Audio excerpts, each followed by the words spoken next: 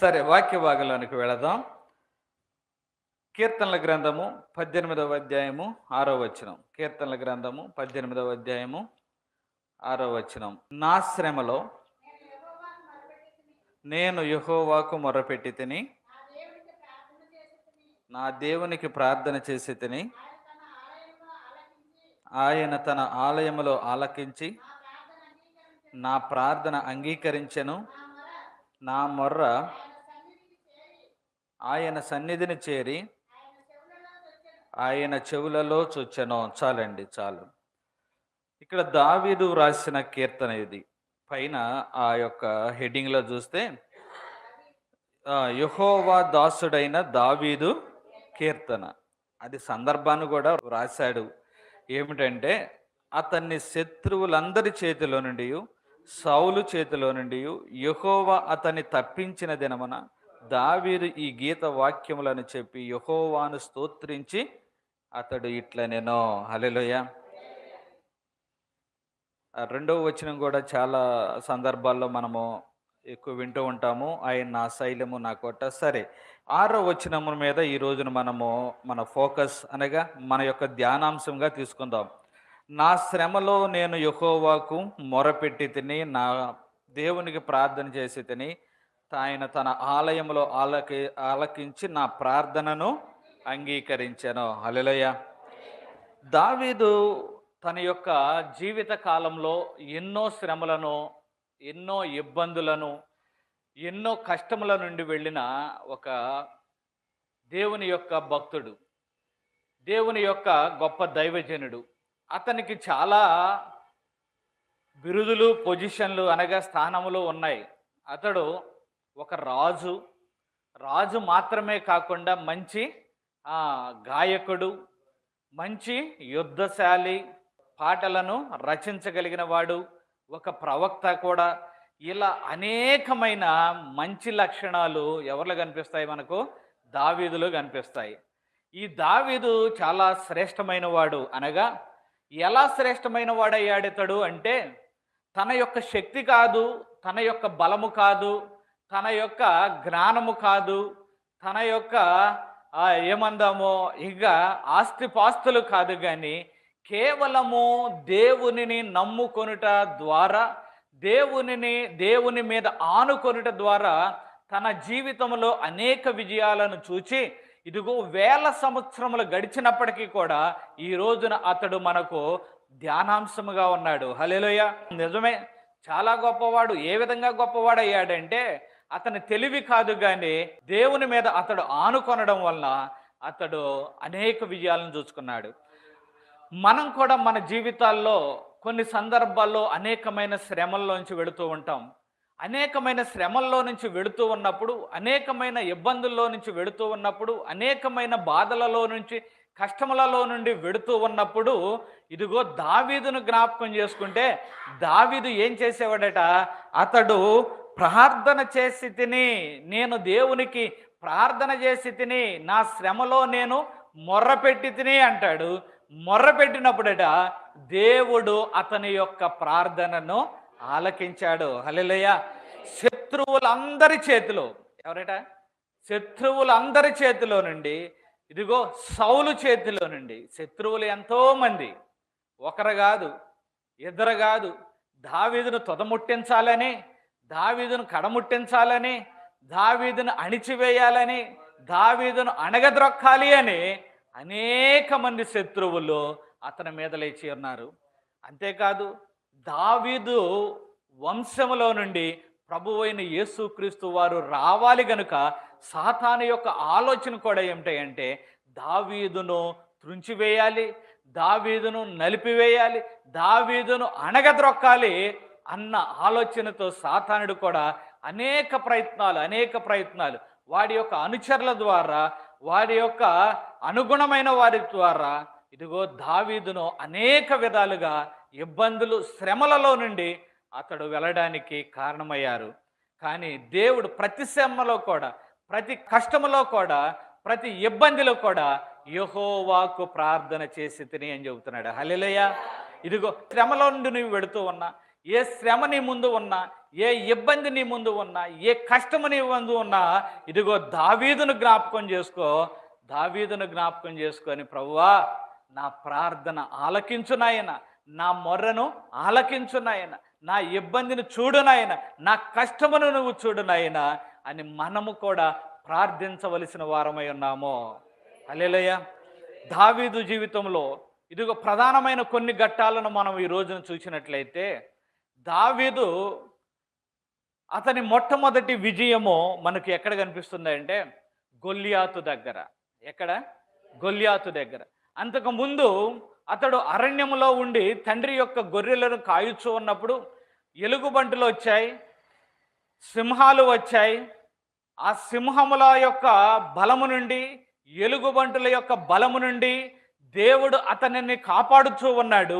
కాపాడుచూ ఉన్నప్పుడు అతడు ఎన్ని కష్టములు వచ్చినా, ఎన్ని ఇబ్బందులు వచ్చినా, ఎన్ని బాధలు వచ్చినా దేవుని మీద ఆనుకోవడం వీటినన్నిటిని చూసిన దేవుడు దావీదును తీసుకుని వెళ్ళి ఎక్కడో పై స్థానంలో ఉంచాలి అని ఆశపడ్డాడు దేవుడు. హల్లెలూయా. ఉంచాలి అనుకుంటున్నప్పుడు దేవుడు ఉంచాలి, అతనిని పైకి లేపాలి. ఎందుకంటే నా యొక్క హృదయానుసారుడు, నా యొక్క చిత్తానుసారుడు, నా యొక్క ఆజ్ఞానుసారుడు గనుక అతనిని ఉన్నత స్థితిలో ఉంచాలి అని అనుకున్నప్పుడు, ఇదిగో సమూయేలు వచ్చి అతనిని అభిషేకించినప్పుడు, సౌలు దేవుని యొక్క మార్గములలో నుండి తప్పిపోయినప్పుడు, ఇదిగో సమూయేలు వచ్చి దావీదును అభిషేకించినప్పుడు, దావీదును రాజుగా అభిషేకించినప్పుడు అతడు బాలుడై ఉన్నాడు. బాలుడై ఉన్నప్పుడు ఇదిగో పొందుకున్న అభిషేకమేమో చాలా గొప్పది, పొందుకున్న అభిషేకమేమో చాలా విలువైనది. అది దేవుని యొక్క అభిషేకం. దేవుని యొక్క ఇదిగో ఆ యొక్క అభిషేకము పొందుకున్నాడు, అభిషిక్తుడయ్యాడు. కానీ సాతానుడు అతనిని కబళించడానికి, సాతానుడు సౌలు ద్వారా అతనిని ఇబ్బందుల పాలు చేయడానికి సాతానుడు ఇదిగో రేపుతూ ఉన్నాడు. తన యొక్క మొట్టమొదటి శత్రువుగా మనకు బైబిల్ గ్రంథంలో కనిపిస్తాడు, గొల్లియాతు కనిపిస్తాడు. మొదటి సమూయేలు గ్రంథం మనం 17వ అధ్యాయంలో చూసినట్లయితే 8వ వచనాన్ని చూసినట్లయితే, అతడు నిలిచి ఇజ్రాయేలీయుల దండువారిని పిలిచి యుద్ధ పంక్తులు తీర్చుటకై మీరెందుకు బయలుదేరి వచ్చితిరి? నేను ఫిలిష్తీయుడను కానా? మీరు సౌలు దాసులు కారా? మీ పక్షముగా ఒకనిని ఏర్పరచుకొని అతని నా యొద్దకు పంపుడి. అతడు నాతో పోట్లాడి నన్ను చంపగలిగిన ఎడల మేము మీకు దాసులమగుదము. నేను అతని జయించి చంపిన ఎడల మీరు మాకు దాసులై మాకు దాస్యము చేయుదురు. ఈ దినమున నేను ఇశ్రాయేలీయుల సైన్యములను తిరస్కరించుచున్నాను. ఒకరిని నియమించిన ఎడల వాడును నేనును పోట్లాడుదుమని ఆ ఫిలిష్తీయుడు చెప్పుచూ వచ్చెను. సౌలును ఇశ్రాయేలీయులందరూ ఆ ఫిలిష్తీయుని మాటలు వినినప్పుడు బహుభీతులైరి. చాలండి. ఇదిగో అభిషేకం పొందుకున్నాడు దావీదు. తర్వాత జరిగిన సంగతులు, గొల్లియాతు, ఫిలిష్తీయుడైన గొల్లియాతు, ఫిలిష్తీయులకును ఇజ్రాయేలీయులకు మధ్య యుద్ధం జరుగుతూ ఉన్నది. ఈ భాగం మనకు బాగా తెలిసిన భాగమే. యుద్ధము జరుగుతూ ఉన్నప్పుడు సాధారణముగా యుద్ధంలో 2 సైన్యాలు పోరాడతాయి, 2 సైన్యములు తలపడతాయి. కానీ ఇక్కడ పరిస్థితి ఏమిటంటే ఫిలిష్తీయుల దండులో నుండి ఒకడు బయటకు వస్తూ ఉన్నాడు. 6 మూరల జానుడు, చాలా ఎత్తున్నవాడు. అతడు సుమారుగా 6 మూరల జానుడు అనగా 9 అడుగుల పైన ఉన్నవాడు. ఆనాటి లెక్కల ప్రకారము అడుగు అనగా ఇంకా ఎక్కువ ఉండేది కాబట్టి 11 అడుగులు ఎత్తుండేవాడట వాడు. 11 అడుగుల ఎత్తు. వాని యొక్క ఇదిగో ఈటంట నేతగాని ధోని అంత పెద్దది. ఇదిగో శిరస్త్రాణం, రాగి శిరస్త్రాణం, వాడి డాలును మోయడానికి ముందు ఒకను పెట్టుకుని వస్తూ ఉండేవాడు. బహు భయంకరముగా, బహు భీతిల్లేటట్లుగా ఆ వ్యక్తి యొక్క రూపం కనపడతా ఉంది. వాడు వస్తూ ఉన్నాడు, వచ్చి అంటున్నాడు, ఇదిగో మీరందరూ ఇజ్రాయేలీయులు, మేమందరం ఫిలిష్తీయులము కాదా? ఇదిగో మనం అందరం పోట్లాడుకొనవలసిన లేకపోతే కొట్లాడవలసిన అవసరం ఏమున్నది? మాలో నుండి నేను వస్తాను, నన్ను జయించగలిగిన వాడు మీలో నుండి ఒకడు వచ్చి నాతో పోట్లాడితే, నేను ఓడిపోతే మేమందరం కూడా మీకు దాసులమవుతాం. వాడు ఓడిపోతే, ఎవడైతే నా మీద కలయబట్టడానికి వస్తాడో వాడు ఓడిపోతే, ఇదిగో మీరందరూ మాకు దాసులు కావాలి. ఇది సవాలు. ఈ సవాలును చూచి ఇజ్రాయేలీలందరూ సౌలును కూడా బహు భీతిల్లిరి అనే మాట చూస్తాం. భయపడిపోతా ఉన్నారు. వీడేమో రంకెలు వేస్తా ఉన్నాడు. రంకెలు వేయడానికి కారణం ఏమిటంటే, ఇదిగో నా ఎంత బలవంతుడు మీలో లేడు, నా ఎంత శక్తివంతుడు మీలో లేడు, నా ఎంత యుద్ధ నేర్పరి మీలో లేడు. ఇదిగో వాడికి వాడే కాయపరుచుకుంటున్నాడు. ఏమిటంటే, నన్ను జయించగలిగిన వాడు ఎవడునో లేనే లేడు.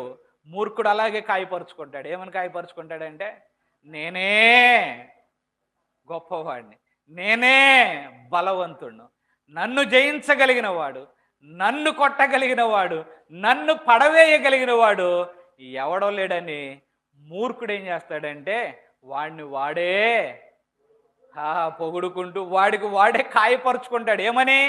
ఇదిగో నన్ను జయించగలిగిన వాడు ఎవడో లేడని. అయ్యో, ఎంత మూర్ఖత్వం, ఎంత అజ్ఞానం!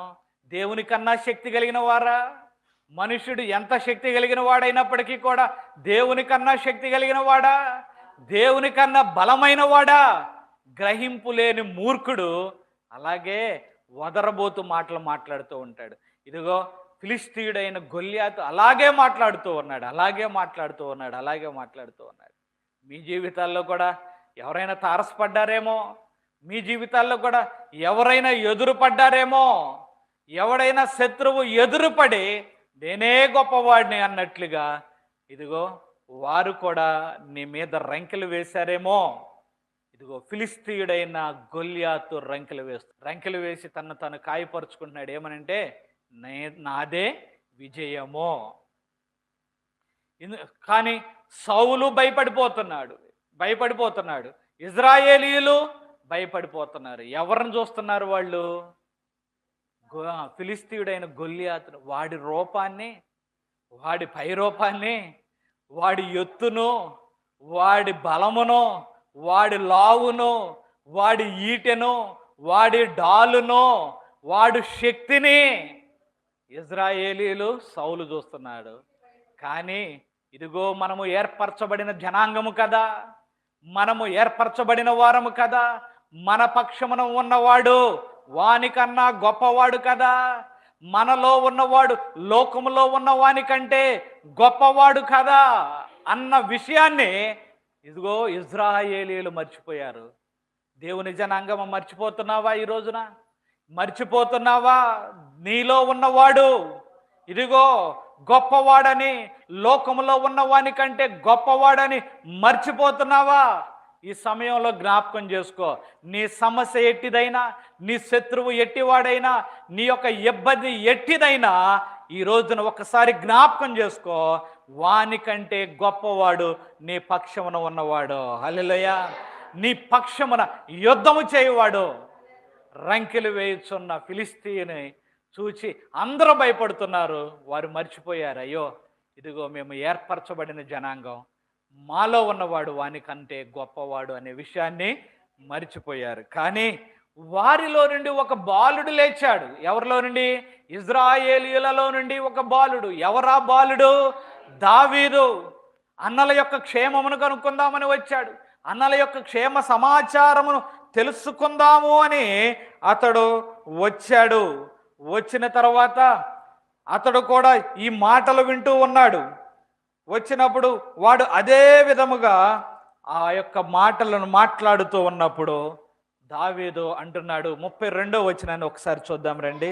ఈ ఫిలిస్తీను బట్టి ఎవరి మనసును కృంగ నిమిత్తము లేదు, ఎవరి మనస్సును కృంగ నిమిత్తము లేదు, మీ దాసుడనైన నేను మీ దాసుడనైన నేను వానితో పోట్లాడుదునని వానితో పోట్లాడుదునని దావీదు సౌలుతో అనగా, దావీదు సౌలుతో అనగా, సౌలు సౌలు ఈ ఫిలిష్తీని ఎదుర్కొని వానితో పోట్లాడుటకు వానితో పోట్లాడుట నీకు బలము చాలదు, నీకు బలము చాలదు, నీవు బాలుడవు, నీవు బాలుడవు, వాడు బాల్యం నుండి యుద్ధాభ్యాసం చేసిన వాడని యుద్ధాభ్యాసము చేసిన వాడు దావీదుతో అనెను. దావీదుతో అనెను. అందుకు దావీదు సౌలుతో ఇట్లనెను, సౌలుతో ఇట్లనెను, మీ దాసుడనైన నేను నా తండ్రి యొక్క గొర్రెలను కాయచుండగా సింహమును ఎలుగుబంటియు వచ్చి మందలో నుండి ఒక గొర్రె పిల్లని ఎత్తుకొని పోవచ్చుండగా నేను దానిని తరిమి చంపి దాని నోట నుండి ఆ గొర్రెను విడిపించి తిని అది నా మీదికి రాగా దాని గడ్డం పట్టుకొని దానిని కొట్టి చంపి తిని. 37వ వచనం కూడా చదివేయండి. సింహం యొక్క బలము నుండి ఎలుగుబంటి యొక్క బలము నుండి నన్ను రక్షించిన యెహోవా ఈ ఫిలిష్తీని చేతిలో నుండి కూడా నన్ను విడిపించుననియు చెప్పెను. అందుకు సౌలు పొమ్ము యెహోవా నీకు తోడుగా నుండును గాక అని దావీదుతో అనెను. హల్లెలూయా. సంభాషణ జరుగుతా ఉన్నది. ఎవరికి? దావీదుకును సౌలుకు. దావీదు అంటున్నాడు, అయ్యా ఆ ఫిలిస్తీను బట్టి ఎవరి మనసును కృంగ నిమిత్తము లేదు, ఎవరును కృంగిపోనవసరం లేదు, వీడే పాటివాడు, ఇదిగో ఏర్పరచుకొనబడిన ఈ యొక్క జనాంగమును తిరస్కరించడానికి వీడు ఏ పాటివాడు అని దావీదు అంటుంటే సౌలు అంటున్నాడు, రే వాడు బలవంతుడు. ఏమిటట? వాడు బలవంతుడు, వాడి సంగతి నీకు తెలియదు. వాడు ఎంత బలవంతుడంటే వాడు చిన్ననాటి నుండి విద్యాభ్యాసం చేసిన వాడు. నీవు చూస్తేనేమో చిన్నవాడవు, బాలుడవు కనుక నీవు వాడి మీద జయించలేవు, వానిని మీద విజయాన్ని సాధించలేవు. నీకెందుకు వచ్చిందిరా బాబు, నీకు ఎందుకు వచ్చిందిరా, వాడు చాలా బలవంతుడురా అని చెబుతూ ఉంటే దావీదు ఒక ఉదాహరణ చెబుతున్నాడు. ఇదిగో సింహము యొక్క నోటి నుండి ఎలుగుబంటి యొక్క నోటి నుండి విడిపించిన దేవుడు వీని చేతిలో నుండి కూడా నన్ను విడిపించును. హల్లెలూయా, హల్లెలూయా, హల్లెలూయా. దావీదు యొక్క మనస్సు ఎవరి మీద ఆనుకొని ఉంది?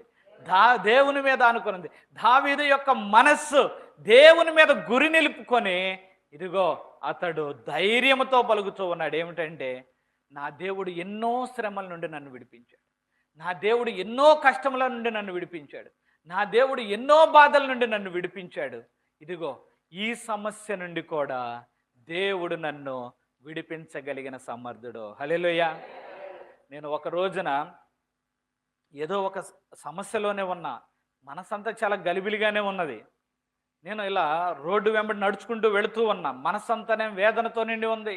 ఆ రోడ్డు మీద నడుచుకుంటూ వెళుతూ ఉంటే ఎవరో ఒక అతను ఒక ఆటో తీసుకొని వచ్చి కరెక్ట్గా నేను నడుస్తూ వెళుతున్నాను, ఈ రోడ్డు సైడ్కి నా ముందుగా ఆపాడు. ఒక ఆటో తీసుకొని వచ్చి అతను ఎందుకు ఆపాడో నాకు తెలియదు, కానీ ఆ వెనక అతడు ఒక వాక్యాన్ని రాసుకున్నాడు. ఏమనంటే, నీ సమస్య కన్నా నీ దేవుడు గొప్పవాడు అనే పదాన్ని రాసుకున్నాడు. హల్లెలూయా. నేను వెడుతున్న పరిస్థితి అదే. ఒక్కసారిగా ఇలా కనులెత్తి చూడగానే ఆ ఆటో అతను ఎందుకు ఆగాడో తెలియదు, కానీ దేవుని నమ్ముకున్న వ్యక్తి అనుకుంటా అతను ఒక మాటను పెట్టుకున్నాడు. ఏమిటంటే, నీ సమస్య కన్నా నీ దేవుడు గొప్పవాడు. హల్లెలూయా. ఈ మాట నీకు కూడా, నీ సమస్య కన్నా నీ దేవుడు గొప్పవాడు. హల్లెలూయా. అయితే ఇజ్రాయేలీయుల వలె సమస్యను చూసి భయపడతావా? దావీదు వలె దేవుణ్ణి చూచి బలముతోనూ శక్తితోనూ ఆ సమస్యను ఎదుర్కొనేవాడుగా ఉంటావా? ఆలోచన చెయ్యి. ఇదిగో దేవుని యొక్క వాక్యము సెలవిస్తూ ఉన్నది, ఆయన నీ శ్రమలో నిన్ను విడిచిపెట్టువాడు కాదు. దావీదు వలె ఆయన మీద ఆనుకున్నట్లయితే నీ సమస్య నుండి ఆయన విడిపించగలిగిన దేవుడు. హల్లెలూయా. అయితే దావీదు అంటున్నాడు, ప్రార్థన చేసి తిని, ప్రార్థన చేసి. చాలా సందర్భాల్లో మనలో కొదువవుతున్నది అదే. మనలో లేమితో, ప్రార్థనాలేమితో బాధపడుతున్నది అదే. ఆ ప్రార్థనను మనం కూడా చేసినట్లయితే, ఇదిగో దేవుని మీద అనుకున్నట్లయితే, దేవుని మీద నీ మనస్సు అనుకొని నీ యొక్క సమస్యను ఆయన పాదముల యొద్ద పెడితే, ఆయన పాదముల యొద్ద ఆ సమస్య ఎంత ఉంటుందో తెలుసా? చిన్న సమస్యగా ఉంటుంది. హల్లెలూయా. ఆయన ఎంత గొప్ప దేవుడు! ఆకాశ మహాకాశములను పట్టజాలని దేవుడు ఆయన. ఇదిగో భూమిని పాదపీఠముగా చేసుకున్నవాడు. ఈ మాటలన్నీ కూడా దేవుని యొక్క వాక్యంలో మనకు కనిపిస్తాయి. ఇదిగో మన సమస్యను ఆయన పాదముల యొద్ద పెడితే, ఆయన ఆకాశ మహాకాశములకు పట్టజాలని దేవుడు. నీ సమస్య ఆయన ముందు ఎంత ఉంటుందంటే చాలా చిన్నగా ఉంటుంది. హల్లెలూయా. అదే మనం పెట్టుకుంటే మన సమస్యను మన ఎదురుగా, అది చాలా పెద్దగా, చాలా కొండలాగా, ఇదిగో జయించలేని పర్వతంలాగా, ఇదిగో ఓడించలేని పర్వతంలాగా మనకు కనిపిస్తుంది. కానీ ఆ సమస్యను దేవుని యొద్ద పెట్టినట్లయితే, ఆకాశ మహాకాశముల పట్టజాలని దేవుడు, ఆయన ముందు నీ సమస్య చాలా చాలా చాలా చిన్న సమస్య. హల్లెలూయా. చిన్న సమస్య. దావీదు అదే చూస్తున్నాడు. ఇక్కడ వీళ్ళిద్దరికి పోలిక పెట్టినట్లయితే, ఇజ్రాయేలీయులు సౌలేమో ఇదిగో గొల్లియాతు యొక్క ఎత్తును, వాని యొక్క బలాన్ని చూసి భయపడుతున్నారు. కానీ దావీదేమో వాడి ఎత్తును, వాడి బలాన్ని చూచి, ఇదిగో ఆ వాని కన్నా పైనున్న వాని యొక్క బలమును, శక్తిని చూచి, అదిగో నా దేవుని ముందు వీడు చాలా చిన్నవాడు, నా దేవుని ముందు వీడు ఏ మాత్రమునో ఎన్నిక లేనివాడు, వీడు ఏ పాటివాడు, వీని యొక్క బలము యొక్క చేతిలో నుండి నన్ను ఆయన విడిపించగలడు. హల్లెలూయా. ఈ రోజున నీవు నేను కూడా అదే చెప్పగలగాలి. ఇదిగో దేవుని యొక్క పాదములను మనం పట్టుకోవాలి.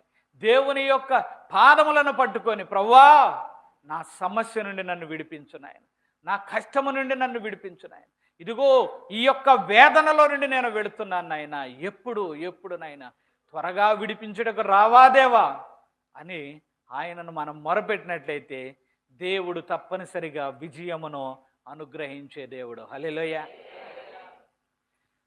ఈ యొక్క వాక్యము ద్వారా అనేక మంది భక్తులు, ఎంతోమంది రక్షించబడినట్లుగా, ఎంతోమంది శ్రమలో నుండి విడిపించబడినట్లుగా మనం తెలుసుకుంటాం. ఈ వాక్యమే మనకు ఆధారం. ఈ యొక్క వాక్యమే శరీరధారి అయి మన మధ్య కృపాసత్య సంపూర్ణుడుగా నివసించను. ఎవరట? ప్రభువైన యేసుక్రీస్తు. హల్లెలూయా. ఇదిగో ఆ వాక్యమే ఈ రోజున మన చేతిలో ఉన్న ఈ యొక్క పరిశుద్ధ గ్రంథం. అంటే ప్రభువైన యేసుక్రీస్తు వారు ఈ యొక్క వాక్యము ద్వారా ఆయన మనతో మాట్లాడుచూ ఉన్నాడు. మనం అనుకుంటాం, ఇదిగో దేవుడు ఆయన శరీరధారి అయి లేడు కదా, ఆయన శరీరధారి అయి ఉండి నాతో మాట్లాడట్లేదు కదా. కానీ వాక్యం చెబుతుంది, ఆ వాక్యమే శరీరధారి అయిన ప్రభువైన యేసుక్రీస్తు వారు, ఆ వాక్యమే ఈ యొక్క పరిశుద్ధ గ్రంథం. హల్లెలూయా.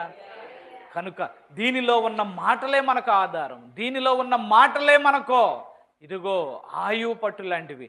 ఈ మాటలను పట్టుకొని నాతో దేవుడు మాట్లాడట్లేదు కదా అని మరలా ఎందుకు అనుకుంటావు? ఈ వాక్యము ద్వారా ఈ యొక్క సమయంలో దేవుడు నీతోనే మనతోనే మనందరితోనే మాట్లాడుచూ ఉన్నాడు. హల్లెలూయా. రంకెలు వేయుచున్న ఈ యొక్క ఫిలిస్తీని ఎదుర్కోవడానికి దావీదు బయలుదేరాడు. ఏటిలోనికి వెళ్ళి 5 నున్నని రాళ్లను తీసుకున్నాడు. 5 నున్నని రాళ్ళు తీసుకొని తన యొక్క సంచిలో వేసుకొని యుద్ధానికి వెళ్ళాడు. వెళ్ళేసరికి ఇదిగో ఆ యొక్క ఫిలిస్తీయుడైన గొల్లియాతుకు ఒక వర్తమానం వెళ్ళి ఉంటుంది. ఇదిగో నిన్ను ఎదుర్కోవడానికి ఇజ్రాయేలీలో నుండి ఒకడు వస్తున్నాడు, ఇజ్రాయేలీలో నుండి ఒకడు బయలుదేరాడు, ఇజ్రాయేలీలో నుండి ఒకడు నిన్ను ఎదుర్కోవడానికి, నీతో పోట్లాడడానికి వస్తూ ఉన్నాడు అని అన్నప్పుడు, ఇదిగో ఫిలిస్తీయుడైన ఆ గాతువాడైన ఫిలిస్తీయుడైన ఆ గొల్లియాతు బయటకు వస్తూ వాడు కూడా అనుకొని ఉంటాడు, నన్ను ఎదుర్కోవడానికి వస్తున్నాడంటే వాడంత ఎత్తుంటాడో, నన్ను ఎదుర్కోవడానికి వస్తున్నాడంటే అతడెంత బలాఢ్యుడో, వాడెంత శక్తివంతుడో అని చెప్పి వాడు నడుచుకుంటూ దండులోకి వచ్చి చూస్తే ఇదిగో ఈ పిల్లవాడు ఉన్నాడు. ఎవరైనా దావీదు ఎంత పిల్లవాడు చిన్నవాడు, అది చక్కగా ఉన్నాడు. కానీ ఆ చిన్నవాడిని చూసి ఒరే నాతో పోరాడడానికి ఏదో బలవంతుడు వస్తాడనుకున్నానే, నాతో పోరాడడానికి ఏదో శక్తివంతుడు వస్తాడనుకున్నానే, నాతో పోరాడడానికి ఏదో యుద్ధ నేర్పరి వస్తాడనుకున్నానే, ఇదేంటి ఈ పిల్లవాడిని పంపించారే, పిల్లవాడు వచ్చాడే. రే పిల్లవాడా, నా సంగతి నీకు తెలియదు, ఇదిగో నా సంగతి నీకు తెలియదు, ఇదిగో నీకు ఆకాశమునకు గద్దలకును పక్షులకు నిన్ను ఎగరవేస్తా, గద్దలకు నిన్ను ఆకాశ పక్షులకును ఎగరవేస్తాను అని వాడు మరలా రంకులా వేస్తూ ఉంటే దేవుడు అతడు అంటాడు, దావీదు అన్న మాట 47వ వచనంలో ఒక చక్కని మాట అంటాడు, చూద్దాం రండి. అప్పుడు యెహోవా కత్తి చేతను ఈటి చేతను రక్షించువాడు కాడని